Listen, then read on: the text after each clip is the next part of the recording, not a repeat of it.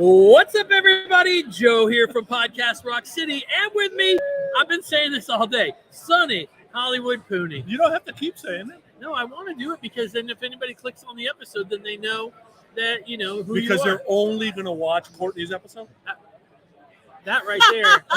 That right now there. That's comedy. Courtney, that's Cronin, comedy Dold, right there. One of our oldest friends. How are you? I'm good. I'm Why'd so you happy call to her see old? you guys. You One called of her our old. You said Courtney Cronin old. Yeah, No, that's what I I heard. didn't. No, You no, guys he didn't. suck. So basically what you're about to watch is us catch up. Yes. So we get to see each other once, maybe twice Maybe a year. Twice, yeah. It's sometimes on the Kiss Cruise. Yes. Sometimes on the Monsters of Rock And cruise. now I'll be there again this year. Yes. Woo-hoo. Okay, so let's talk about.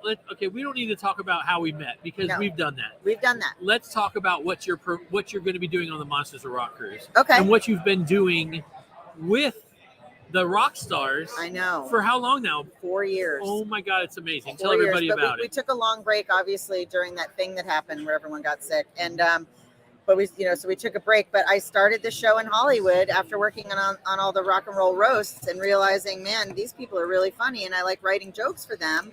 Like, it was so fun writing a diarrhea joke for Zach Wilde and watching him tell it on television. Like, that was so fun, and like. And so I realized, okay, I write for other people all the time, and I've written for musicians on TV and stuff, but I like this world. I like this world of the bands that we like. And so I just created the idea, and I kind of worked it out, see if it would work. And then I decided, okay, it's got to work if it's their first time. It's got to be the rock star's first time on stage, because that makes it more, unique and special. Plus comedy's really hard. You can't expect someone to just become a comic. It's like they're going to just be themselves, do their thing, So we did the first show in Hollywood with Jason Christopher from Prong, formerly a Corey Taylor band. And he brought the whole band. He brought like so many people. It's like packed in there to see him. And he did great. Craig Gass and I helped him with the set. Then after that, I realized, okay, I'm going to do it a little different. I'm going to change it up a little bit more. So I started crafting the jokes a little tighter, because I know people like to get loose and talk. Like Eric Martin is a good storyteller. And, have you guys had him on yet? Yeah. He goes, like, he can keep going. And so I wrote the jokes differently for him. Like, we had a little bit more of story kind of, but for other people, I write like set up, punch, set up, punch, set up, punch, just to get them going, like Patrick Hennison from Lita Ford's band did our second show. And so that was more of the set up, punch. And then I'm like, I should be doing jokes about them before I bring them up, but that are flattering, not like the roast. So start doing that. And that's kind of how it evolved. And, we were just asking friends, to come on and do it. And what's it called exactly? Punchlines and backlines. Punchlines and backlines. We have jokes, and then we usually have music at the end. Yeah. But we stopped doing that for a little while, like for Monsters and stuff, because it's just too much for them. Yeah. But Eric's bringing it back to the OG style by doing his acoustic show afterwards. So we have an actual, like, full concert, not just 4 or 5 songs. Like, he's doing a full thing. I saw one you did with Kip Winger. Yes. Right? Yep. And what it seemed like you had helped Kip is he was telling his story, but Yes. you helped him, like, actually make it into a joke versus this long, drawn-out, funny story. Right. So, like, he started telling me about dating Rachel Hunter and how she dumped him for Rod Stewart. And we're like, and then, we're talking to him, and Don's like, Kip, you dated a 6-foot-tall woman. He goes, I know. It was crazy. It was so hard for me. She always wanted to do it from behind, and I had to stand on a chair. Like, he's joking, but like, right. So I'm like, okay, like, how do we do that? So we wrote like 3 jokes about it, and, same with Jamie St. James he did the show in January with us.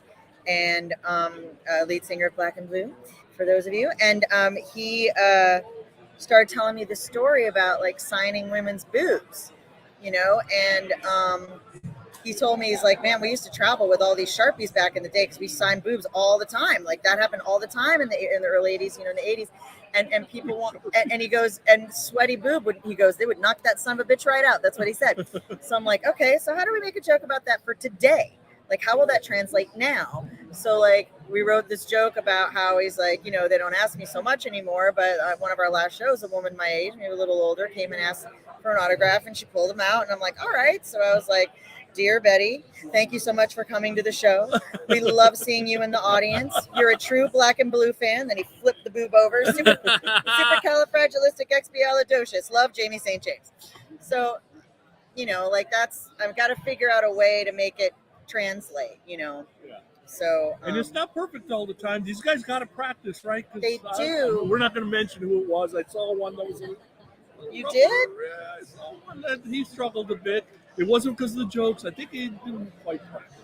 No, you got to practice a little bit. Yeah. You do have to practice a little bit. And the other thing is, the important thing also is not just to practice, but, you know, you don't have to memorize it, but be familiar, a little more familiar, and then you can kind of loosen up. Because once they get that first laugh, then they're fine. And everybody always wants to quit. Everybody wants to quit on me all the time. And after they're done, especially Kip Winger, he was really tough. He really wanted to quit. He was angry. He was like grumpy. Like when I saw him at dinner on the ship, I'm like, hey, Kip, are you ready for tomorrow? He goes, what do you mean? Like he was super grumpy. And then after his set, he came right up to me, gave me a huge hug. He's like, I am so sorry. He pulled a move. That was awesome. So he's about third joke in, right? He's kind of feeling the crowd a little bit, but he wasn't getting... I don't know if he wasn't getting the applause he's used to or whatever. So he did one of these. Yeah. And everybody just started applauding for no reason. And bam, he was right back into what he was doing. Well, because he's Kip Winger. Do you know why? Because someone doing the sound or whatever threw up a Beavis and Butthead and put up the picture. And I'm literally leaping over people going, no, get it off. Like that was very serious for them. He wrestled with wanting to address it, and Don and I are like, get ahead of it, make a joke about it, you know, slam them.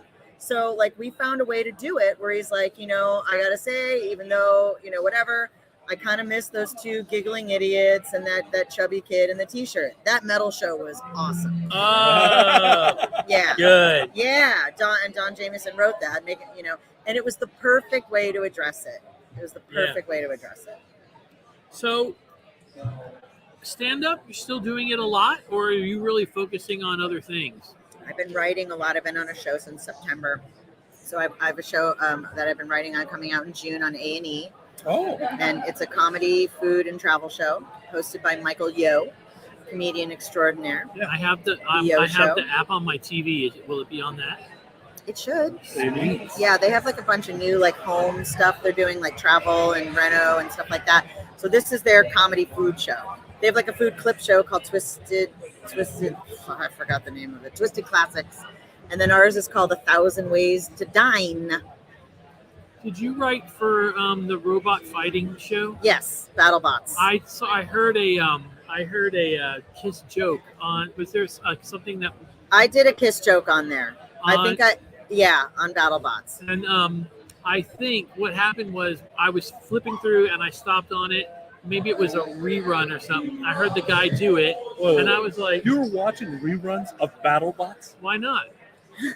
Honestly, when you're there, what are you, like 5? When you're there, live robot fighting, it's violent, so fun. It's violent. We had our favorite robots. Know who won. We would be upstairs and we'd all run down to see it. No, but it's crazy. It's violent too, and they are dangerous. Like those like rotors, like in the front, like that. It's going like 300 miles an hour, like something crazy like that. Like it will kill you. It will kill you. I'm pretty sure that when I heard it, like this thing ran back in my head of you telling me. I wrote a joke for the robot fighting thing, and when I heard it, I was like, "That's Courtney." Yeah, it was some. I forget what it is. I think it has something to do with Love Gun. Maybe. I can't remember. But Yeah. anyway, that's pretty awesome. So you've written for a lot of comedians. Yeah. Yeah, I mean and a lot of shows too. a lot of Yeah. shows. A lot of shows, a lot of pilots, a lot of development that nobody sees. It's like, it looks like I'm doing nothing, But but this is how it works, it's right? how it works. You, Yeah. you do 100 before one gets picked up. It's true. And I don't know if that's an accurate number, but Yeah, I mean, yeah, I've done a lot of pilots, and then I've done pilots that did get picked up, and we were just talking about that in the car. Like, it's hard to get on a series with longevity. Like, the longest job I had was at MTV, and that was only for 2.5 years. And so, other than that, you go show to show and, project to project, and then I did a lot of hidden camera, like more hidden camera than anyone should ever do. But yeah, write for a lot of comedians. I wrote for Jay Moore's show, Wayne Brady, D.L. Hughley show. I wrote for. I did a show on TBS with Adam Ray and Eliza Schlesinger. I worked on Chelsea Handler's very first show before Chelsea Lately, and then just lots of comics that people don't know. And then I have clients that I don't say out loud who they are, but they call me for corporate gigs and things like that. Like ghostwriting. Yep, I do a lot of ghostwriting. see, but I know that I've heard a lot that, and of course I never knew this, that a comedian will hear another person tell a joke and go, I want to buy that. You can do that. Buy a joke. I was just saying that. Our friend Kelly Courtney is an unbelievable comedian. She's retired from comedy. She's a professor at a university now and a writer. She writes books. She had this joke, and I was just saying I want to buy it from her. She has this joke where she'd say, I moved from New York to LA, and every year in LA I have to buy a bigger jacket to fit over all the knives in my back. Oh my God, that's Isn't awesome. that a great joke? That is great. But it's so true. Like, it's crazy there. But yeah, I love what I do. I love seeing, people. I love watching someone tell my joke. And it's funny, like, no one ever goes, Courtney, thanks for the joke. Courtney wrote that, whatever. But Don will do that to me sometimes. Oh, really? Yeah, like I wrote this joke for him about, like, he has this long joke about, actually, we're not going to say that on your show, but it could offend someone. So, but he does the joke. Sonny's on He the points show. at me. He does the joke, then he goes. I will points at tell me. you that, you mentioned, somebody like Kip is, I'm sure all these guys are a little bit nervous before they do All it of the them, first every time. single one. I will tell you, I've seen you just as, kind Yeah. of nervous because you care so much. And I it's do like, dude, care. and so I know you're putting your heart and soul in it, and I'm telling you, when they're on stage doing their thing, it absolutely shows. Yeah. Absolutely shows you're putting your heart and soul. Thank you. I do work really hard. Because I write stuff specific. So I'm literally memorizing basically 15 new minutes each time. And I'm hard to write another 20-minute set. So I did about 10 of the same minutes. Yeah. And it really changed the beginning and end. Yeah. Like for the show. So. I got a couple minutes to go. I'm going to hit you with a bunch of questions in a second. They're Let's do all it. one-liners. But here's my thing. Yeah. You're at Rockin' Pod. Yeah. You were at the first Rockin' I Pod. was. And we could have all fit in this area right here. Because of We could all you. fit right here. Because of you. Okay, no, I appreciate that. But It's here's true. my thing. It was because of him you were at Yes. the first Rocket Pod? Would you owe money or something? I did. Oh, We ran into each other because my father talked to her in a hallway, and I said, I do a podcast. You want to do the podcast with me? She was like, why? So nobody can listen to your show? It's like, and I was like, I was so excited. I'm like, no I- one ever asks me. They asked me to get Craig to have him on the podcast. No, I'm like, he's my over bumper, my bumper from you goes, hi, this is Courtney Cronin Dold. Who? And I'm like, oh my God. Anyway, so since you've been around the podcasting world, Yeah. it's given you another outlet Yes. for comedy. Mhm. It's amazing. It is. I love it. But I always prepare, like, before I go on something. I will prepare. I'll have stuff written. I'll have stuff that I thought about. And I rarely walk into something cold. Today I'm walking in cold, But Sure. but she's normally done trivia episodes with me and that other idiot on that other podcast. Gomer Pyle. Yeah, that guy. you call Zeus Gomer Pyle. Oh no, I didn't realize it was Zeus. Oh, I thought you were talking about Steven. Oh, Steven. Steven. I didn't know you called him Gomer Pyle. Gomer. That's so funny. Why did I think you didn't mean Steven? Oh No, my God. no. We just categories, and Steven would like, wait a minute, I'm in the wrong one. He would have the wrong letter. I mean, we were Steven's like, laughing I so think I hard. was in the Army when this was going on my TV show. Oh my Poor God. guy. That Got was you. so fun. The All last right. time was really fun. Here we go. Here's Okay. my questions. Favorite meal? Sushi. Favorite movie? It's a tie between Casino and The Big Chill. Greatest actor? Bill Paxton. Comedian that made you go, I want to do this? Rosie O'Donnell. First joke you told in front of somebody that made you go, I can make people laugh. If you can tell it. You can tell it. Nobody gives a I shit. don't know. You don't know. I have no idea. When first time you got on stage, how nervous were you? 1 to 10? 10. 10, really? Sweating balls, kind of Terrified. like that kind of thing. Terrified. Yikes. How nervous were you the last time you were on stage? Sweating balls. Man. I was terrified last night. I've never done that before. I've never Wow. gone up between 62 bands and done Is that. your favorite rock band really Kiss? No, it's Cool. Crowded House. Crowded House. It's Sonny's Crowded gonna House and Squeeze. Wait, Then Crowded Kiss. House, something so strong, right? Is that Yeah. Crowded House? Yes. They have wonderful songs. All right. We've kept you longer than we were supposed to, but I'm sorry. we love you. I love you. I'm not joking that if every boy, wherever she went to high school, they should have been camped out in front of her house. She's beautiful, funny, friendly, full package. Oh. I'm not kidding. You can see I got a little crush on Courtney. You called her old. 2 I did seconds not in. call her old. He said old friend. Whatever. Oh, I love you All guys. right. Thank you for having me. Absolutely. I'm so happy to see By the you. way, he said that same thing to everybody, That including is- Roy Cathy, That is a Eric lie. Courtney.